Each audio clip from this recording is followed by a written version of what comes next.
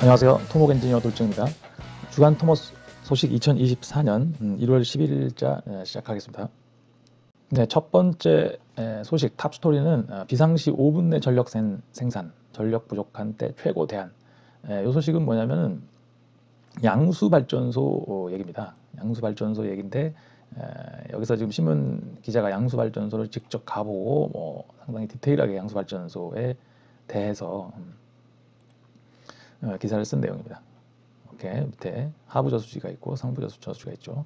여기 있는 물을 끌어올려서 이제 떨어뜨리면서 이 안에 산 속에 이제 지하 발전소가 있는 거죠. 상당히 디테일하게 그 기사를 써서 상당히 도움이 많이 될 것 같습니다. 엔지니어분들 한 번씩 보시고요. 이게 지금 여기서 주로 다루고 있는 거는 5분 대기조다. 상당히 빠르게. 그러니까 물을 퍼 올리는데 뭐 시간이 그렇게 많이 걸리진 않는다는 얘기죠. 이 안에 이제 이게 아마 터빈일 겁니다. 수차. 물을 돌려서 이제 전기를 만드는 거죠. 개념도도 상당히 디테일하게 잘 그려져 있습니다. 하부 저수지에서 물을 끌어올려서 취수해서 발전기 돌리고 변전소에서 보내는 거죠. 진입 터널은 이제 관리하고 이러려면 여기 들어가야 되니까. 그래서 뭐 관광시설로도 많이 사용된다는 얘기고요. 양수 발전소가 지금 우리나라에서 현재 하나, 둘, 셋, 넷, 다섯, 여섯, 일곱 개가 있나 보네요. 7개가 가동 중이고 3개가 지금 현재 예정이 되어 있습니다. 포천, 홍천, 영동 이렇게. 자, 국내 발전 용량의 3.2%를 차지한다. 그리고 신재생 에너지로 분류되지는 않는다. 왜냐하면 전기를 이용해서 물을 끌어올린 다음에 다시 떨어뜨려서 만드는 거기 때문에 발전을 하는 건 아니죠. 발전소라는 말은 있지만 아무튼 어떻게 보면 이게 뭐 거대한 충전기 같은 개념이겠죠. 자, 그래서 지난해 1월 고시한 10차 전력수급 기본 계획을 통해서 2036년까지 신재생 에너지 발전 비율을 이제 22%에서 45%까지 올릴 계획이다. 같은 기간 양수발전소 용량은 3,600메가와트로 늘려 신재생 에너지의 불안정성을 대응한다는 얘기죠. 그러니까 신재생 에너지가 간헐적이라고 하죠. 뭐 낮에는 발전이 많이 되는데 밤에는 안 되고 이런 것들을 모아서 이제 여기다가 충전기처럼 쓰겠다는 얘기죠. 양수발전소를. 다음 소식은 학회 소식인데요. 정충기 토목학회장 취임이 지난주 1월 12일 날 금요일 날 있었고요. 그 다음에 토목의 날 기술상 후보자 추천 안내, 토목의 날 3월 29일 날 예정인데 2월 7일까지 후보자를 추천받겠다는 얘기고 우수학생 표창도 마찬가지로 1월 29일까지 그 다음에 토목의 날 국토교통부 장관 표창 추천도 마찬가지로 1월 31일까지 받고 있습니다. 다음은 이제 사이언스 꼭지입니다. 미국이 반세기 만에, 그죠? 반세기 만에 달 착륙선을 보냈는데 이게 민간 업체가 보냈더라고요. 에스트로보틱이 8일날 지난주 월요일이네요. 발표를 했는데 연료 손실이 발생해서 아마 달 착륙은 포기하는 것 같습니다. 지금 인도가 착륙을 성공했었고 그다음에 이번 주죠. 이번 주 금요일 1월 19일 날 일본이 달 착륙을 시도하는 걸로 지금 지난주인가요? 지난주 지금 스마트 위클리에서도 한번 나갔었죠. 그래서 지금 달 경쟁, 그러니까 우주 경쟁이 되게 본격화되고 있는 것 같습니다. 자, 다음 소식은 혼다가 지원한 이스라엘 스타트업이 핵 융합 발전을 시도하고 있다는 소식이죠. 번역을 해보면 혼다가 지원하는 이스라엘 스타트업 핵융합을 이용해 전기 자동차에 전력을 공급할 예정이다.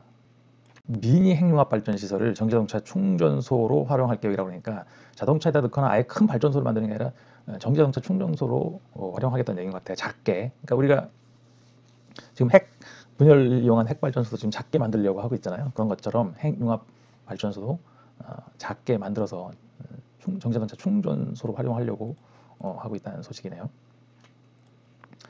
다음은 시멘트를 만드는데 전기를 이용하겠다는 얘기입니다. 지금 얘도 그렇고 이 기사도 그렇고 얘도 그렇고 신재생 에너지를 이용해서 기존 산업을 바꾸려고 하는 그런 노력들에 대한 기사죠.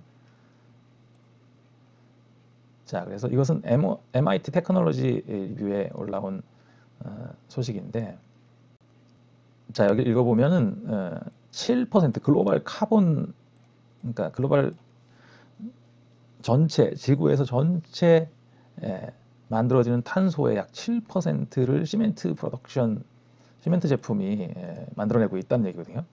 그래서 제가 이거 찾아봤는데 그 철강도 거의 비슷하더라고요. 철강도 약 7% 정도를 차지한다고 하는데, 이 기사는 이 시멘트를 지금 우리가 알고 있는 건 시멘트 제조 방법은 그 보통은 그 화석 연료를 써고 뜨겁게 해갖고 굽는다고 표현하잖아요. 굽는다고 표현하는데, 시멘트 제조 방법을 보면은 시멘트는 석회석과 규산질 점토, 우리나라에서 많이 나는 것들이, 그래서 시멘트 가격이 우리나라에 되게 싼데 혼합하고 산화철, 무수산 뭐 이런 것들 넣어가지고 고온의 소속로에서 굽는 거죠. 구워서 이걸 분쇄하면 이게 시멘트가 되는 건데, 그죠? 근데 여기서는 지금 전기를 이용해서 화학작용을 이용한다는 말이 나오거든요. 자, 여기서는 그래서 원래 용암, 그러니까 뜨거운 가마에서 암석을 가열해 갖고 만드는데, 여기서는 지금 전기로 전기를 이용해서 암석을 물에 담그고 그다음에 시멘트의 조성분을 형성하는 화학 반응을 시작시킨다. 물에 담궈 갖고 전기를 이용해 가지고 뭘 어떻게 한다는 얘기인 것 같아요. 그래서 이 제조 방법을 시멘트 제조 방법을 봤는데 이 두 가지 방법이 있다고 나오긴 하더라고요. 건식법과 습식법인데, 건식법은 아까 말씀드린 대로 그냥 뜨겁게 해갖고 부어서 분쇄하는 거고, 습식법은 연료를 물에 넣고, 아까 그 내용하고 비슷하죠. 물에 넣고 진한 현탄액, 즉 슬러지 상태에서 소송하는 방법을 말한다고 그러는데, 아마 이런 습식법이 있는데 그거를 이 MIT에서는 뭔가 다른 방법으로 만든 거는 같습니다. 자, 그 다음 복지는 건설 내용인데, 철근 대체, 뭐 수소 생산 시설 등 CES 라스베이거스에서 지난주에 열렸다가 이제 막을 내렸죠. 뭔 얘기냐면 이제 그 현대건설, SK 에코플랜트, 뭐 건설기술연구원들이 참가를 했는데 생각보다 건설에 관계된 것도 많았다. 그리고 뭐 CES라는 게 뭐 건설뿐만 아니라 뭐 모든 그 분야들이 다 참여를 하더라고요. 그죠? 가전 IT 전시회인데, 뭐 특히 뭐 이건 건설 분야니까 가전하고 상관없는 거 아닌가, 그게 아니라 온갖 새로운 기술들이 다 선보이는 그런 전시회라고 보시면 될 것 같은데, SK 에코플랜트는 사실상 건설 쪽에서 이제 조금 벗어나서, 회사 이름도 에코플랜트라고 지었잖아요. 그러니까 약간 환경을 생각하는 여러 가지 그런 것들, 앞으로의 그 사업 방향을 그렇게 잡은 것 같아요. 전기차 폐배터리를 이용해서 고부가 가치 리사이클링 사업과 해상풍력, 그린 수소, 그린 암모니아, 수소연료 전지 등 에너지 솔루션 두 가지 축으로 사업을 고도화하고 있다고 했고, 전시회에서는 폐페트병을 활용한 철근 대체제인 K-에코바를 선보였다고 하네요. 그 다음에 해상풍력 하부 구조물도 전시를 했고, 그 다음에 현대건설은 수소죠. 현대 쪽은 이제 현대 계열사는 수소를 밀고 있죠. 자동차도 그렇고. 수소에 관한 전시를 했고, 또한 뭐 소형 원전, 바이오 가스, 여기도 마찬가지로 에너지 분야로 많이 가고 있죠. 그 다음에 한국건설기술연구원도 그러니까 스마트 건설 기술과 관련해서 창업 7년 이내인 스타트업 8개사와 함께 참석을 했다고 하네요. 자, 아무튼 CES에서는 뭐 대단한 관심을 많이 가지고 다들 주목을 했었죠. 뭐 신기한 것들이 많이 나오니까. 자, 그 다음에는 건설 꼭지 중에 철도 지하화 특별법 국회 본회의 통과. 요거 스마트 위클에서 한번 다뤘었던 내용인데 이제 드디어 국회 본회의를 통과를 했다고 합니다. 이게 이제 실제로는 국토위에 뭐 4개의 법률안이 올라왔었는데, 이거를 이제 보통은 이렇게 비슷한 안들이 올라오면은 이걸 이제 대안으로 새로운 그 법을 만들어서 이제 그 심사를 하게 되는데, 이렇게 해서 통과됐다고 하고요. 본격적으로 뭐 수도권에서 이런 철도 지하화 사업이 이제 이루어질 것으로 보입니다. 자, 그 다음에 작년 해외 건설 수주 330억 달러, 미국 첫 1위. 요 기사는 작년에 이제 2023년에 333억 달러를 수주했다는 소식이고, 그 다음에 미국이 첫 1위를 했다. 요 기사인데, 요 기사는 좀 의문이죠. 제가 예전에 한번 주간 토목 소식에서 다뤘던 것 같은데, 제가 이 해외건설협회 홈페이지 들어가봐서 미국 수주 양을 봤더니 약 100억 달러가 되더라고요. 근데 이 사실상 미국에서의 100억 달러는 그죠? 수주액 100억 달러 정도 되죠. 거의 한국 기업들이 한 거예요. 삼성전자, 현대자동차, 뭐 LG 에너지 솔루션, K-온 등 국내 회사가 미국에 가서 국내 회사의 공장을 짓는 거를 해외 수주로 잡았더라고요. 근데 실제로는 뭐 이게 상당히 단기간에 끝나는 사업들이거든요. 그러니까 100억 달러를 빼고 기존에 미국에서 수주했던 금액을 계산해야 되는 거 아닌가. 그러면은 333억 달러가 아니라 200억 달러 중반 내지 후반 정도 되겠죠. 사실상 그렇게 평가하는 게 맞는 것 같은데 뭐 요즘 국토부가 해외로 진출해야 된다고 막 이렇게 목소리를 높이고 있다 보니까 약간 저는 이 데이터는 상당히 왜곡돼 있다고 판단이 되는데 아무튼 그런 내용입니다. 자, 그다음에 가덕신공항 철도 연결선 예타 선정 통과된 2025년 착공 요약인데 가덕신공항은 이제 올해 상당히 예산이 많이 배정이 돼서 본격적으로 이제 공사를 시작할 걸로 보여지죠. 자, 그런데 이제 여기에도 철도를 연결을 할 거란 얘기죠. 그래서 가덕신공항 철도 연결선 예타를 선정했다는 얘기니까 예타를 받겠다는 얘기죠. 예타 사업으로 선정이 예타 조사 대상 사업으로 선정이 됐으니까 예타가 통과돼야지 또 사업을 진행하는 거겠죠. 자, 그 다음은 이제 글로벌 소식입니다. 태양광 전기판을 자전거 도로에다 깔았다는 얘기고요. 당연히 네덜란드 업체가 기술을 개발했는데 필름형 전지판 도로에 씌워 환경 보호한다는 얘기인데 뭐 이런 비슷한 기사들이 몇 번 있었죠. 뭐 특히 뭐 사면에다가 이런 거 도로 사면에다가 태양광 시설을 설치하거나 아예 도로에다가 설치하는 경우도 있었는데 자전거 도로에 설치하는 건 처음인 것 같아요. 근데 이게 되게 보면은 기존 아스팔트처럼 보이잖아요. 아스팔트 위에 뭘 아까 여기 제목에 나온 것처럼 필름형을 붙인 것처럼 보이거든요.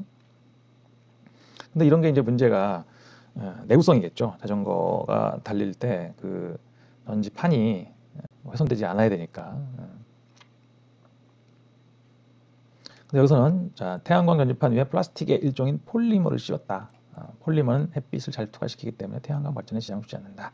동시에 되게 튼튼한 소재다라는 얘기죠. 자동차 도로에 까는 것보다는 얘가 효율적일 거는 같아요.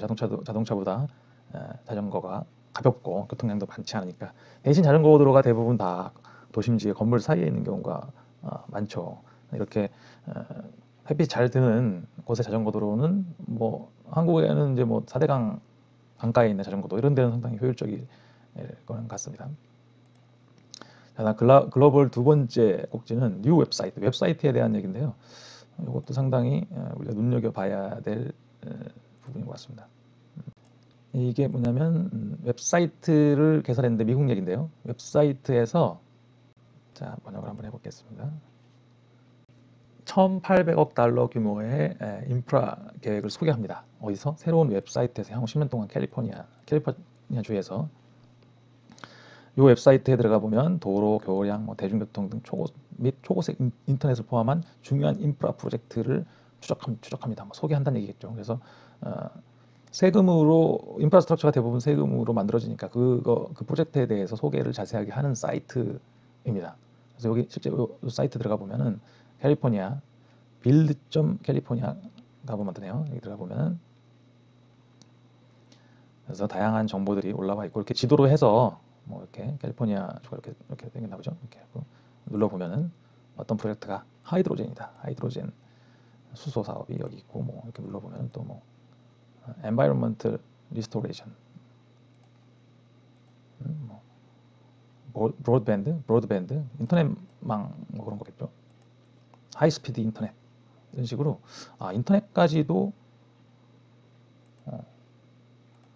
이렇게 소개하는 사이트가 있는데 상당히 우리나라에도 도입하면 많은 도움이 될 것 같습니다. 왜냐하면 건설이라는 게 잘 보여지지가 않잖아요. 이렇게 사이트를 운영하면 사람들이 우리 지역에 어떤 일들이 벌어지고 있구나 뭐 이런 것들을 잘 알 수 있을 것 같습니다.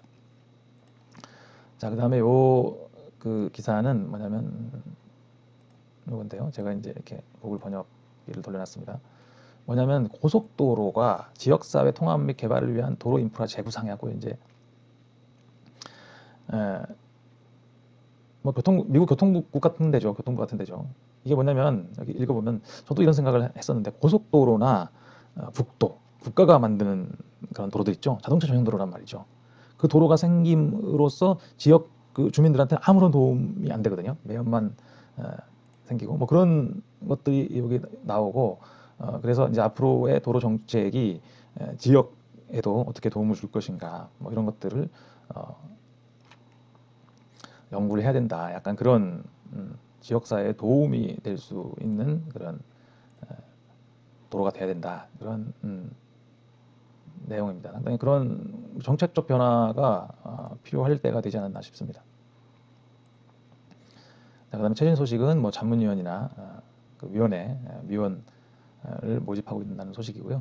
자, 클립입니다. 첫 번째는 그 우리 토목학회가 국회에 그 포럼을 만들었죠. 그래서 지난 12월 6일 날 그 포럼이 있었습니다. 그래서 그 소식인데 그때 제목이 기후 변화 대응 및 국민 안전 확보를 위한 국가 인프라 정책 방향 이렇게 했었는데 요 파일이 이렇게 토론회 그러니까 요게 일부가 아마 그 주제 발표고 2부 파일도 올라와 있거든요. 토론회 파일입니다. 여기 한번 보시면 도움이 되실 것 같고요. 그 다음에 두 번째는 건설다방이죠. 건설기술협회에서 만든 채널 건설다방에서 지상에 이어 지하 세계까지 지배하겠다. 인간의 영역 확장 어디까지 이렇게 해갖고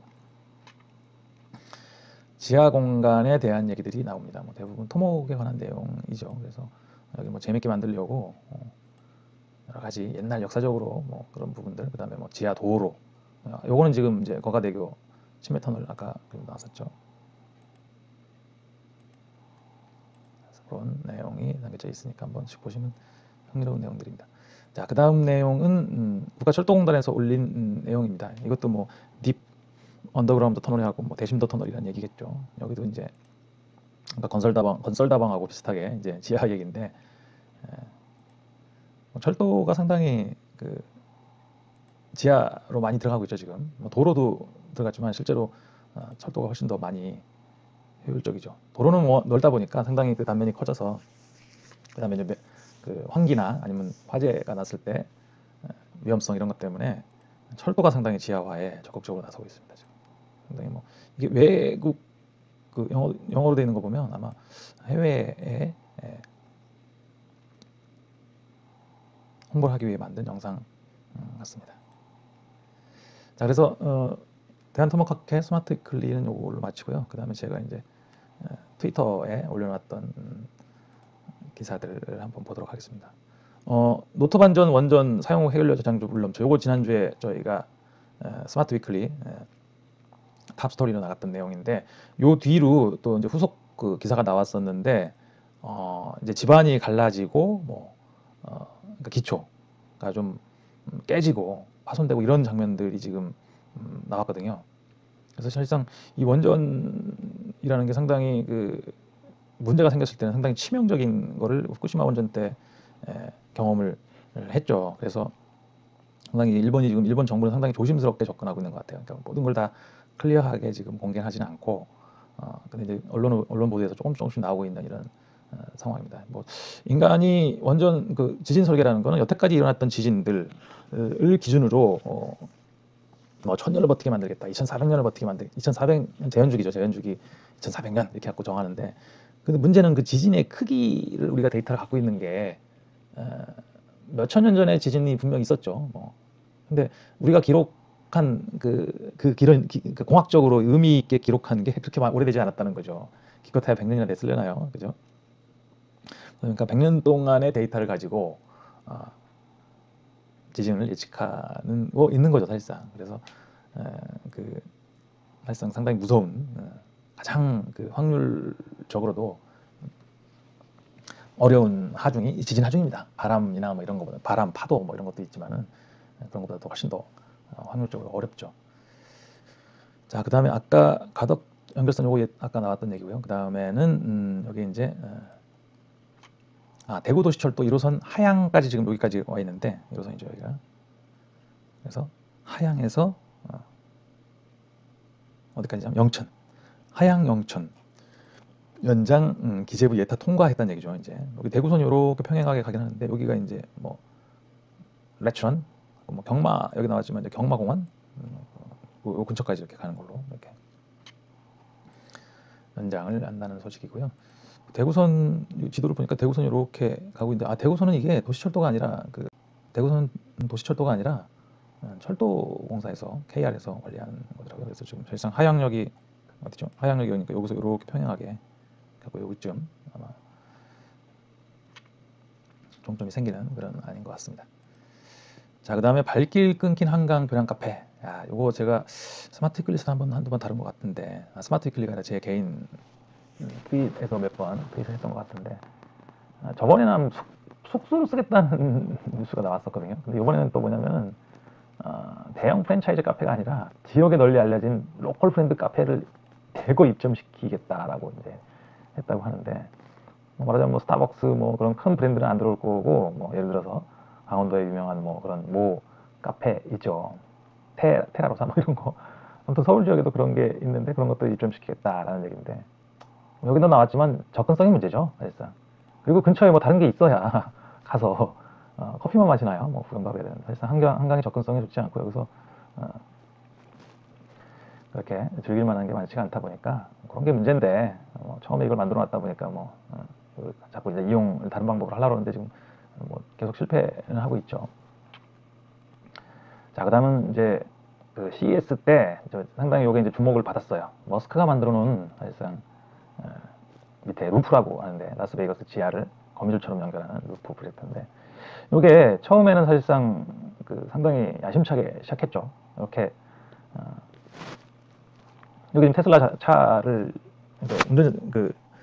자기 차를 갖고 들어가는 게 아니라 요 셔틀이에요.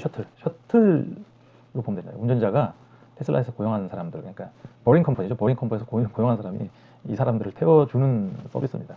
그래서 처음에는 뭐 자동으로 이렇게 자동차가 지하로 내려가서 자기 차를 가지고 이렇게 왔다 갔다 하고 이런 거였는데, 그때 모습하고 많이 지금 달라졌어요. 근데 제가 보기에는 상당히 이 다이아도 작고, 지금 사람이 운전하는 건 얘를 아마 훈련시키고 있는 거 아닌가 싶더라고요. 나중에 이제 무인으로 해야지 더 많이 탈 수 있겠죠. 이게 대중교통처럼 되어 있는 거예요, 지금은. 상당히. 그래서 요거는 제가 한번 영상을 따로 한번 만들어 보려고 지금 하고 있습니다. 이렇게 오면은 사람이 타고 자기 차가 아니라 이제 사람이 컨벤션 온 사람들은 뭐 걸어 다니겠죠. 근처까지 와서 컨벤션 안에를 돌아다니는 거니까. 자, 그 다음에 요거는 상당히 재미있는 내용인데, 목성 토성 비행도 거뜬하게 해준 중력도 방법입니다. 보이저 2호가 이게 1970년대에 발사됐을걸요, 아마. 그죠? 근데 이제 뭐 금성과 화성은 지구에서 가까운데 목성, 뭐 토성 이런 데 가려면 꽤 시간이 걸릴 거 아니에요, 그죠? 근데 그때 이제 아이디어를 낸 게 이 방법인데, 중력을 이용하는 거죠. 중력이 이제 끌어당기니까 쫙 끌어당길 때 그 중력을 이용해 갖고 살짝 이제 방향만 바꿔주면, 이런 게 이제 그 한국 물리학회에서 뭐 아마 UCC 경연대회를 2019년에 한 건데, 누가 요걸 이제 출품해 가지고 은상을 받는 건데, 평양공대 대트추진연구소에서 일하던 평범한 대학생이 했다고. 중력이 확 끌어당기니까 이때 살짝 뭐 이렇게 추진력을, 그러니까 에너지를 이동하는 데 쓰는 게 아니라 여기서 중력 때문에 쫙 빨려 들어갈 때 살짝 경로만 바꿔주는 이런 방법으로 해서 갔는데, 그때 다행히도 이때 요 시기에 요게 일직선이 됐다는 거예요. 목성, 토성, 그죠? 뭐 이렇게 쭉 해갖고, 그러니까 여기도 이용하고 여기도, 제가 멀면은 이용하지 못하겠죠. 근데 다행히 가까워서 보이죠, 2호가. 그래서 스윙 바이 중력 탄성 충돌이라는 이렇게 설명이 나옵니다. 공을 던지면,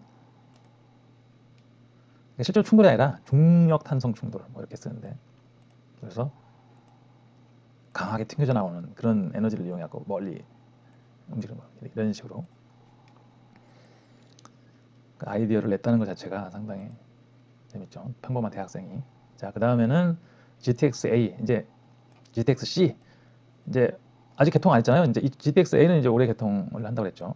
근데 벌써부터 이제 동두천 신창, A는 평택 지제 연장, 그 다음에 C는 동두천 신창 연장, 이게 이제 의정부까지 가는 거였던 거 그랬죠. 그래서 연장 얘기가 벌써 나오고 있다는 얘기죠.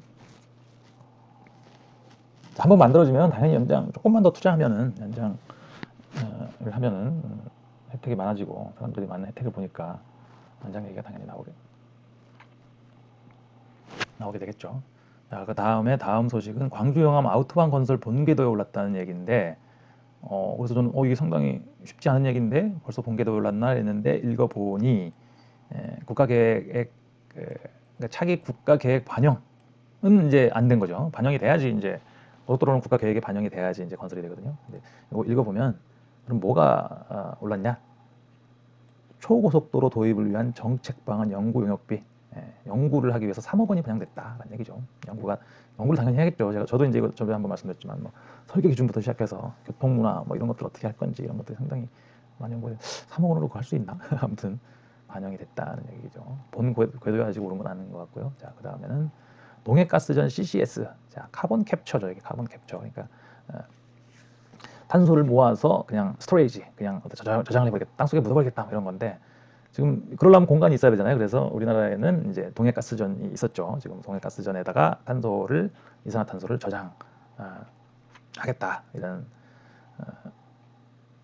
사업을 실제 사업이 아니라 예타 대상에 선정했다. 얘도 이제 예타가 통과되면 실제 사업을 하겠죠. 자, 역시 그래서 탄소 이 기후 위기에 대한 사업들이 앞으로는 점점 더 많아질 걸로 보이고 그게 다 알고 보면 건설과 관련된 사업들이죠. 건설 없이 그런 것들을 할 수는 없죠, 사실상. 자, 그래서 이 동해 가스전은 뭐 우리나라도 가스 그 생산국이었더라고요, 보니까. 2002년에 착공을 해서 최초 생산은 2004년부터 했고, 여기 아마 두 개인가 봐요. 동해 1, 동해 2가 있는데, 요게 그래서 생산 종료는 2021년 12월 30일 날 종료했다. 울산광역시 남동쪽 이제 약 58km 위치에 있나 봐요. 한국석유공사가 했었고요. 그래서 거기가 이제 가스를 이제 뽑아냈으니까 빈 공간이 있으니까 거기다 이제 카본 탄소를 저장하겠다는 얘기겠죠. 자, 그 다음에 요란한 빈소리였나 트램 실제 착공은 30곳 중 단 한 곳. 지자체들이 경쟁적으로 추진을 했는데 대부분 계획 수립만 했고 타당성 확보 노선도 세 곳뿐이다. 타당성 확보 노선도 세 곳뿐이다. 사실 트램이 이게 좀 애매하거든요, 이게. 그러니까 외국에 가서 보면 트램 많이 있거든요. 뭐 샌프란시스코도 특히 유럽에. 근데 그거 보고 와서 우리나라에 도입하겠다고 다들 그랬는데 뭐 실제로는 그 지하나 지상 그러니까 고가로 하거나 지하로 해야지 그 정시성이죠. 정확하게 시간을 지킬 수 있는 그런 능력이 생기는 거잖아요. 근데 이 노면전차 트램은 사실상 사거리를 그대로 지상으로 통과하기 때문에 신호체계나 이런 것들을 아무리 이 트램에 맞춰서 바꿔준다고 해도 쉽지는 않거든요, 그런 것들이. 근데 외국은 왜 이렇게 많으냐? 외국은 이런 것들이 그대로 그냥 100년 전부터 해오던 것들이니까 그냥 그대로 존치하고 있는 거거든요. 이 트램 대중교통을 축으로 모든 교통정책들이 이루어져 있는 개념이죠. 뭐 샌프란시스코나 이런 데는 아마 관광용으로 놔둔 것 같기도 하고 그래서 우리나라처럼 이렇게 자동차 문화가 이미 많이 발전돼 있는데 다시 트램을 도입한다는 게 쉽지 않거든요. 그래서 이 기사는 실제 착공에 들어간 사업장은 서울 위례선밖에 없고 지난해 4월에 착공해서 2025년 9월쯤 개통 예정이다. 총 길이가 5.44km고 사업비는 2,614억이라는 얘기죠. 다른 데는 여러 가지 울산도 있고 뭐 동탄도 있고 그런데 여기는 지금 그러니까 사업 타당성, 그러니까 BC가 나온 데는 동탄 도시철도하고 울산 트램 1호선, 부산 시베이 파크 뭐 세 곳뿐이라고 하네요. 다른 곳도 상당히 많이 추진을 하고 있는데 예타가 면제된 대전 2호선 트램은 사업 계획 적정성을 검토하고 있다. 지작물, 이설비 등 사업비가 당초 7,492억 원에서 1조로 그죠? 한 50% 이상 증가된 거예요. 두 배 가량 늘어났다. 1조 4천이구나. 2배 가량. 이게 왜냐면 이 차가 무겁거든요. 레일 위를 달리고 그러다 보니까 여기 이제 배터리, 그러니까 그 대전 같은 경우에도 가선 구간과 무가선 구간이 있어요. 가선이라는 건 이제 우리 그 옛날 그 영화 보면 이렇게 위에 전기를 공급하는 저기가 있죠. 전선이 있죠. 그거 없이 가려면은 밑에 배터리를 또 크게 많이 붙여야겠죠. 전기로 가는 거니까. 근데 가선을 하면 이제 도시에서 미관이 안 좋다고 해갖고 이 배터리를 많이 넣었어요. 그럼 무거워지잖아요. 무거워지면 자기가 무거워지면 그만큼 또 에너지를 많이 쓰게 되니까. 그리고 이제 교량이나 이런 것들을 보강을 해야 되죠. 왜냐하면 이게 이제 그 우리가 설계하는 일반 그 하중보다 무거울 수도 있기 때문에 그런 것들을 다 안전 진단을 해서 보강해야 될 부분 보강을 해야 될 수도 있죠. 그런 어려움들이 있습니다. 자, 그 다음에 인천 해수면 상승폭 커 방제 대책 서둘러야. 저도 이거 보고 깜짝 놀랐었는데 2050년에는 지구 해수면이 평균 3cm 이상 높아질 것이다. 라는 이제 연구 결과가 나왔는데 세계 주요 연안 도시 중에서 인천과 싱가포르가 해수면 상승폭이 제일 클 거라는 얘기죠. 그래서 지금 빙하가 녹아서 계속 바다 수위가 조금씩 올라가고 있는데 이제 그런 것들이 인천에는 상당히 큰 그 위기가 될 수도 있다라는 얘기죠. 좁아지는 거죠. 얼마 전에 그 일본에서 지진이 일어났는데 그 100몇십 미터가 해안선이 바다 쪽으로 옮겨졌다고 했잖아요. 그만큼 이제 집안이 융기를 했는데 사실상 융기한 게 뭐 몇십 센치만 돼도 이런 식으로 몇 센치만 돼도 꽤 영향이 있다는 얘기죠. 자, 그 다음은 일본 지진으로 한국 흔들렸다. 한국 흔들렸는데 사실상 뭐 이렇게 집안 진동이나 이런 건 거의 느끼지 못했었고요. 뭐냐면은 지하 수위 변동폭이 1m를 넘었다. 이런 곳에서 지하 수위를 재봤더니 실시간으로 이제 지하 수위를 잴 수 있는 기술들이 있나 보죠. 이게 지하수가 1m가 출렁했다는 얘기죠.